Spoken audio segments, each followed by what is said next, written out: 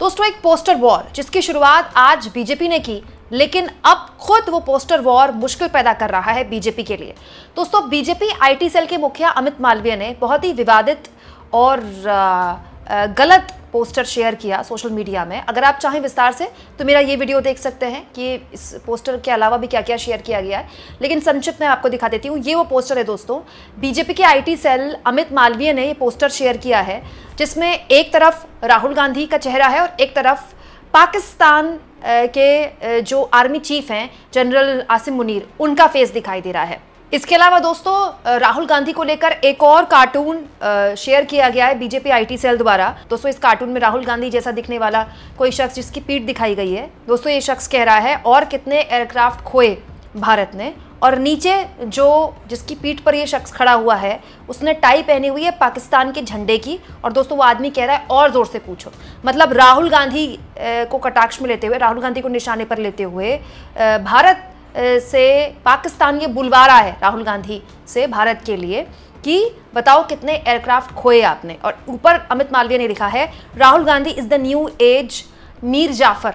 राहुल गांधी जो है वो आज के दौर के नए मीर जाफर हैं। दोस्तों अब आपके मन में एक सवाल होगा कि ऐसा क्यों किया जा रहा है राहुल गांधी को लेकर। दोस्तों राहुल गांधी ने और कांग्रेस पार्टी ने विदेश मंत्री एस जयशंकर की जुबान से निकली हुई एक बात पकड़ ली है। कुछ दिन पहले विदेश मंत्री एस जयशंकर ने बहुत से मीडिया आउटलेट्स में ये बयान दिया था कि at the start of operation, उन्होंने ये शब्द यूज़ किया था, at the start of operation Sindoor की शुरुआत में हमने पाकिस्तान को हिदायत दी कि हम आपके आतंकी ठिकानों को निशाने पर ले रहे हैं। उसके बाद भी बहुत कुछ बोला एस जयशंकर ने, लेकिन एस जयशंकर की जुबान से निकला eight the start of operation. इसके बाद से कांग्रेस पार्टी ने इस बात को वैसे ही पकड़ लिया है जैसे बात बात पर बीजेपी कांग्रेस पार्टी के नेताओं की बात पकड़ती है। दोस्तों इस पर विदेश मंत्रालय की तरफ से भी सफाई आ चुकी है कि भारत सरकार की तरफ से कोई जानकारी ऑपरेशन सिंदूर की पहले से नहीं दी गई थी पाकिस्तान को, लेकिन क्योंकि इस तरह की राजनीति बीजेपी करती रही है तो कांग्रेस पार्टी ने भी वही राजनीति कर दी, और एस जयशंकर को लेकर लगातार कांग्रेस पार्टी सवाल पूछ रही है। कल बाकायदा इसको लेकर प्रेस कॉन्फ्रेंस भी की गई थी पवन खेड़ा द्वारा। दोस्तों इसके अलावा राहुल गांधी ने भी इस पर सवाल उठाए हैं ट्वीट करके कि एस जयशंकर को किसने अधिकार दिया कि वो इस तरह की बात पाकिस्तान को बताएं, और अब सरकार बताए कि कितने विमान खोए इस पूरे के पूरे संघर्ष में। अब कितने विमान खोए जब से ये सवाल उठाया राहुल गांधी ने, तब से बीजेपी तिलमिला गई और बीजेपी ने राहुल गांधी के ऊपर ये 2 ऑफिशियल सोशल मीडिया हैंडल से शेयर किया है अमित मालवीय ने, बीजेपी आईटी सेल की मुखिया ने।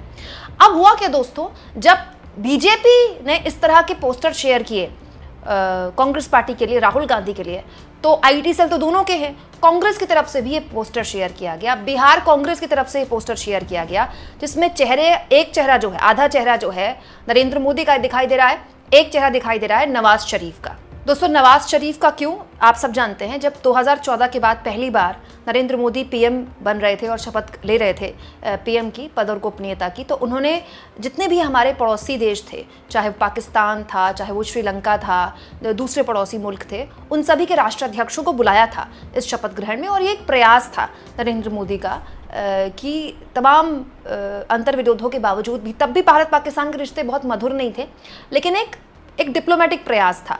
इसके अलावा आपको याद होगा नरेंद्र मोदी अचानक से सबको हैरान करते हुए एक बार पाकिस्तान चले गए, नवाज शरीफ के घर में एक शादी थी उसमें शामिल होने के लिए। अब दोस्तों ऐसी तस्वीरें सोशल मीडिया में कांग्रेस पार्टी के लोगों ने भी शेयर करनी शुरू कर दी, जिसमें नरेंद्र मोदी 3 अलग अलग जगहों पर नवाज शरीफ से मिल रहे हैं, और एक जगह पर वो विदेश मंत्री एस जयशंकर, भारत के विदेश मंत्री, पाकिस्तान के मौजूदा पीएम शहबाज शरीफ से मिल रहे हैं। और ये शेयर करते हुए कांग्रेस पार्टी ने भी कहना शुरू कर दिया, ये टुच्ची हरकतें करने से पहले बताओ बिन बुलाए बिरयानी खाने पाकिस्तान कौन गया था, आईएसआई को पठानकोट किसने बुलाया था, 2014 में मोदी जी के शपथ ग्रहण में नवाज शरीफ को विशिष्ट अतिथि के तौर पर किसने बुलाया था, पुलवामा का आरडीएक्स कहां से आया था, पहलगाम हमले में सुरक्षा चूक का जिम्मेदार कौन है। और तो और दोस्तों बहुत से लोग सोशल मीडिया में अब आडवाणी की फोटो भी शेयर कर रहे हैं। दोस्तों लाल कृष्ण आडवाणी, जिनकी छवि बहुत ही कट्टर हिंदुत्व वाली रही, जिनकी अगुवाई में राम मंदिर आंदोलन हुआ, दोस्तों लाल कृष्ण आडवाणी ने अचानक राजनीतिक तौर पर पलटी तब मारी जब उन्होंने पाकिस्तान जाकर ये कह दिया कि मोहम्मद अली जिन्ना बहुत बड़े सेक्युलर थे। और दोस्तों जिन्ना की न केवल तारीफ की आडवाणी ने, बल्कि उनकी मज़ार में जाकर फूल भी चढ़ाए।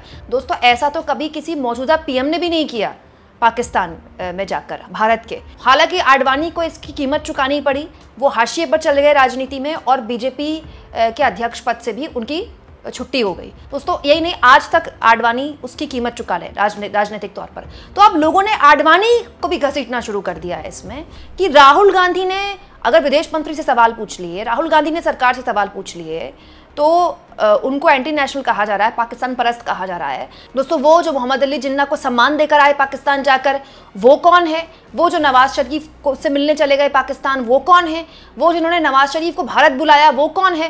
क्यों? क्योंकि राजनीति में ऐसा ही होता है। अब इस पूरे के पूरे मसले पर दोस्तों क्योंकि मामला बड़ा हुआ तो पवन खेड़ा फिर सामने आए और पवन खेड़ा ने जो राहुल गांधी की एडिटेड फोटो थी इसको लेकर जवाब दिया है। दोस्तों बीजेपी से सवाल पूछते हुए पवन खेड़ा ने कह दिया है कि 4 आतंकी जिन्होंने इस पहलगाम आतंकी हमले को अंजाम दिया अभी तक वो पकड़े नहीं गए हैं।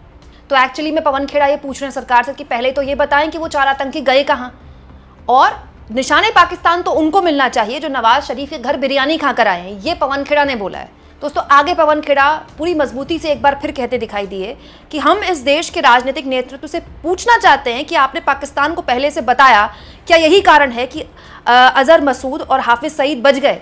दोस्तों पवन खेड़ा हो चाहे कांग्रेस पार्टी हो, एक राजनीति कर रहे हैं, एक पॉलिटिक्स कर रहे हैं जिसका पॉलिटिकली बीजेपी को जवाब देना चाहिए था। वो सिंपल बोल सकते थे कि एस जयशंकर की जुबान से एक बात निकल गई, उनके कहने का मतलब ये नहीं था, उनकी जुबान से बात निकल गई, एस जयशंकर एक पोस्ट कर सकते थे इस पे। लेकिन बीजेपी ऐसा नहीं कर रही है। बीजेपी लगातार सवाल के जवाब में सवाल दे रही है।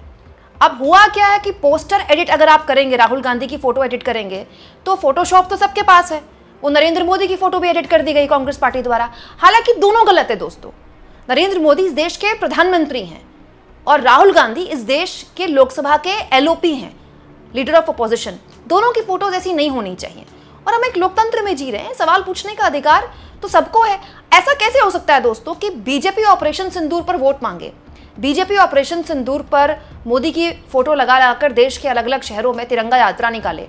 मतलब बीजेपी पॉलिटिक्स करना चाहती है ऑपरेशन सिंदूर पर, लेकिन उसके बाद सीज फायर क्यों हुआ, किसके दबाव में हुआ, क्या जयशंकर ने जो बात बोली वो जमीन पर वाकई में हुई, इसको लेकर अगर कांग्रेस पार्टी सवाल खड़े करती है तो फिर वो एंटी नेशनल कैसे हो गई? दोस्तों यही बात प्रेस कॉन्फ्रेंस में पवन खेड़ा ने भी कही थी, सुनिए। कि कैसे जयशंकर जी खुद प्रेस एजेंसी को सामने बैठाकर और खुद बता रहे हैं कि हमने पाकिस्तान के आतंकी ठिकानों पर हमला करने से पहले पाकिस्तान को सूचित कर दिया था। अब ये सूचित करने का क्या मतलब होता है? इतना भरोसा है आपको आतंकियों पर कि आप सूचित कर देंगे और वो वहीं रहेंगे या वो चुपचाप बैठेंगे? ये भरोसा है आपको उन आतंकियों पे? रिश्ता क्या है आपका? कैसे आप बोल रहे हो उनको? क्यों बताया आपने उनको? और इसको आप क्या कूटनीति कहेंगे? ये डिप्लोमेट रहे हुए हैं। आज जो देश के विदेश मंत्री हैं ये एक राजदूत रहे हुए हैं, आईएफएस ऑफिसर रहे हुए हैं।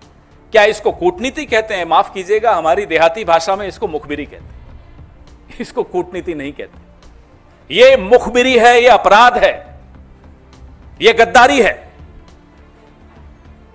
और उसके बाद लीपापोती पूरी कि मैंने ऐसा नहीं। अरे आपने तो खैर लीपापोती भी नहीं कि आपके विभाग से एक चिट्ठी आ गई कि ये ऐसा नहीं कहा।